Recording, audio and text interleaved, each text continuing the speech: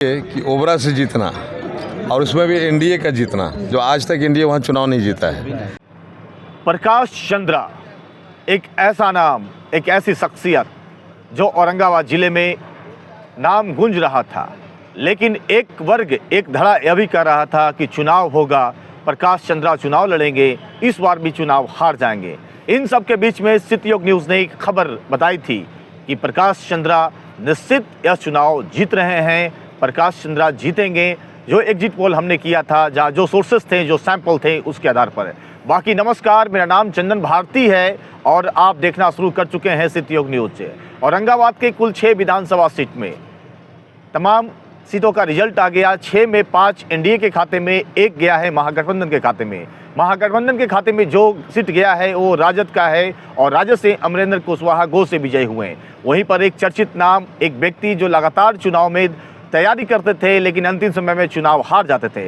ऐसा कहा जाता था कि यादव बहुल सीट है, प्रकाश चंद्रा यहाँ से कैसे जीत पाएंगे। इन सब को उन्होंने ये बात को, इस चीज़ को वो गलत साबित कर दिए। उनका साफ कहना था कि देखिए, विकास सबसे बड़ा चीज़ है और विकास सब पर भारी पड़ेगा, चाहे जातीय समीकरण हो, चाहे किसी भी तरह का समीकरण हो। लेकिन ना वहाँ माई समीकरण काम आया आरजेडी के लिए, न किसी भी तरह का समीकरण काम आया। वहाँ तो आया तो सिर्फ विकास का समीकरण। और जहाँ तक कहा जाता, प्रकाश चंद्रा एक समाज सेवी भी थे और सभी लोगों ने मतदान किया। आखिर कैसे हुआ मतगणना, मतदान कैसे हुआ, देखते हैं। और प्रकाश चंद्रा ने चुनाव जीतने के बाद क्या कहा है सिटीयोग न्यूज़ को, वो भी सुनते हैं।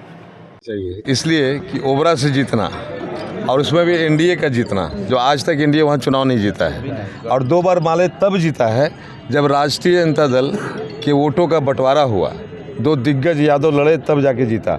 सीधे मुकाबले में कोई वहाँ टिका भी नहीं और मैंने सीधे मुकाबले में राजद को पराजित किया है। ओबरा की जनता की यह जीत है, ओबरा की जनता को समर्पित है।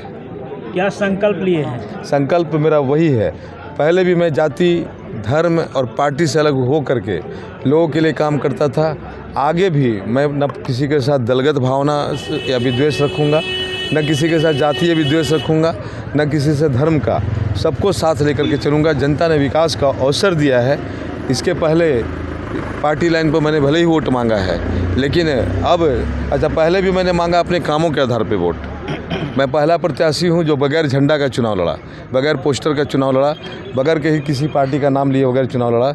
और आगे भी मैं जनता के लिए लड़ूंगा, जनता के लिए काम करूंगा, जनता के लिए समर्पित हूं। 5 साल मिला है, इतना काम करना है कि किसी के साथ भेदभाव न हो और पूरे ओबरा का सर्वांगीण विकास हो। कुछ प्राथमिकताएं आपके वर्ग की? प्राथमिकताएँ हैं कि पहले NH 139 का चौड़ीकरण और उसके साथ ही एक पैरेलल पटना तक सड़क का निर्माण, ताकि दुर्घटनाओं में कमी आए।